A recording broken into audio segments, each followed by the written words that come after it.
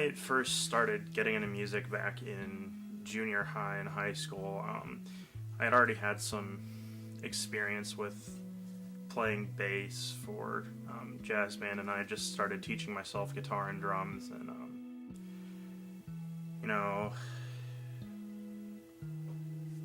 it really began as just messing around, and I had very basic setup, just a crappy like karaoke mic that I hooked up down here in the basement, and had my drum set up down here, and I'd just be hammering away trying to learn how to play stuff, and it was awful, just awful.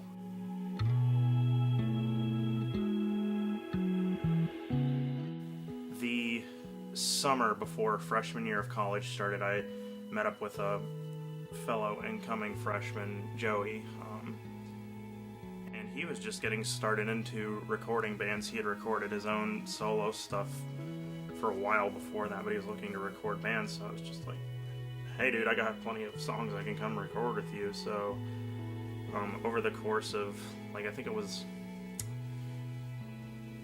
3 or 4 days out of a week, I drove to Centerburg from Mount Vernon to his house where he had a studio set up in the upstairs of the house. And I cranked out a 4-track EP. About a week later, got it back, and I was on top of the world because I'd recorded like legit studio versions of the stuff that I had written back in junior high and high school.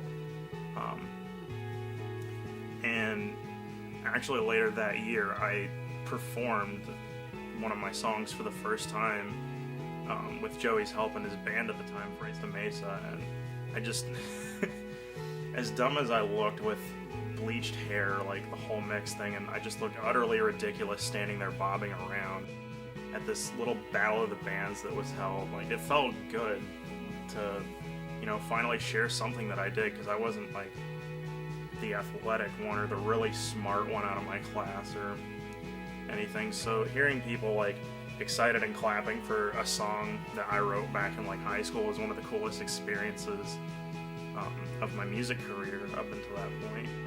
I ended up joining a band from Mansfield. I think they were called Our Greatest Day, and I drummed for them for maybe like a month, 2 months out of the summer.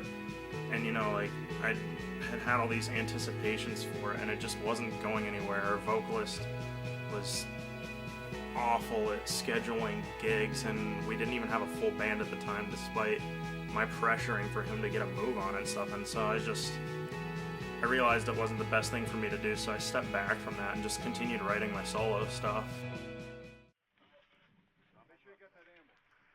It was the summer after my sophomore year of college. I had talked to some friends about maybe forming a band and jamming some of this stuff, just for fun. So I'd already had a little bit of experience jamming around with Dan, who was our guitarist.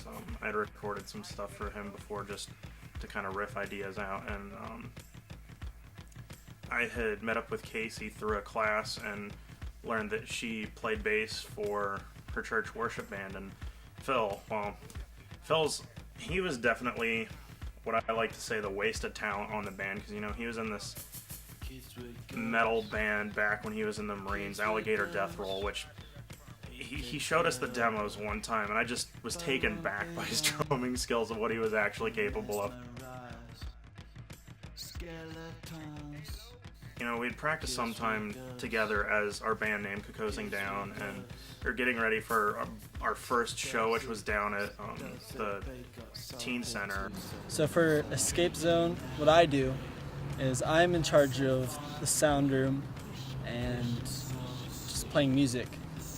And so when we had Cocosing Down come play for us in the fall, it really seemed, to me at least, that there was a good response by college students that came down, and even a couple of the teens enjoyed it. I follow so many Christian metalcore bands and just bands in general from going to shows, and I had seen a band called Texas in July on the Unshakable tour at the Attic, and it was my first mosh pit, so if you're a metalhead, your first mosh pit is always the most memorable thing ever. I think it was mid-September.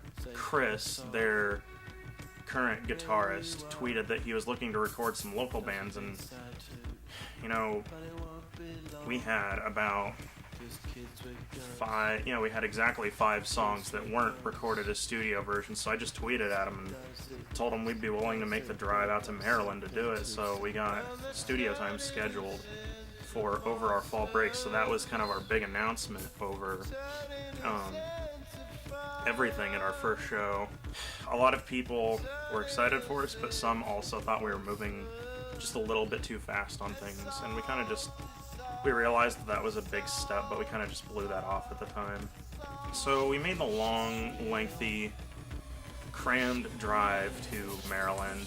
It was Dan's amp, his 2 guitars, and Casey's bass, all shoved in the back, and then the 4 of us shoved in a car for 6 hours,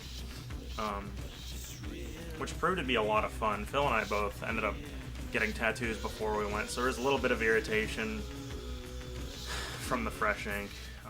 We got to Chris's house and we listened to the drum parts that I had already, demoed out, and Phil listened to them and made sure that the samples sounded good and everything.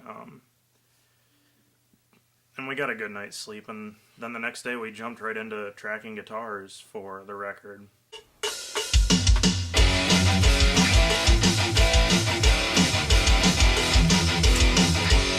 I tracked most of the rhythm and a lot of the soloing, and then Dan covered what cleans we had as well as the lead parts that he had on songs.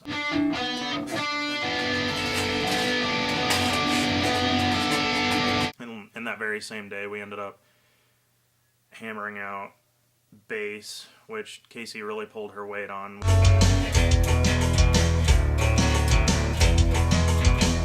The next morning, we woke up and I tracked all the clean vocals that I would be singing on. And then Casey went in and tracked her clean vocals and harmonies for one of our songs, Night After Night.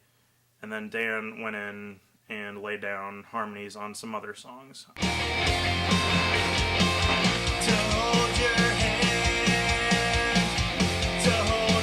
As soon as we finished tracking vocals, we listened to the rough copy of the entire EP and then packed up our stuff and left. So we had an extra day that we were just able to go home and relax before school started up again.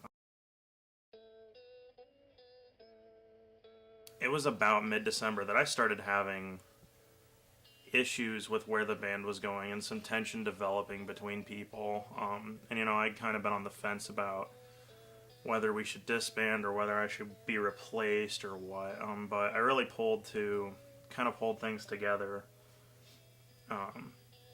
So we kind of worked things out at the time and continued on. We played our EP release show, which wasn't the biggest turnout, but considering how many people were actually there, it was really, a blessing for us to get support for recording that album and having people come down and buy our record. When Mikey told me that they were putting out their EP in January, I believe, I decided, it'd be good if we had them come back, and so that's what we did. I went and talked with our 2 supervisors, and we got it all planned out. And so the week of the concert, we just came out, helped them set up, just kind of let them do their thing, and it was a good time. I definitely enjoy the music that Kikosing Down puts out. This union, this band that was formed, you can see the heart of the band when they play. You can see the commitment and passion that they have to music. And that is something that I love to see in anyone. And I think it's recognized in an audience. And when an audience can tell that a band is passionate about what they're doing, that says a lot. and just I think it really makes a good impact, a strong impact on the kids. And I really had a falling out with the rest of the band, just due to writing differences and other personal conflicts, and I felt really separated from everyone but Phil. So, spring finally hit this year, and you can only do so much before those kind of issues cause a burnout in a friendship. So it ultimately led to the disbanding of Kikosing Down. As much as I hated doing that, it just kind of had to be done because there wasn't anything left to salvage, really. And I guess they'll end up continuing on under a new name and stuff, and more power to them on that. And I'm still writing solo music, so I guess the whole band dream doesn't always work out. As a matter of fact, it doesn't ever usually work out. But you just got to keep pushing through it. You have your high points and your low points, so if it's something you love doing, you'll keep doing it no matter what obstacles there are.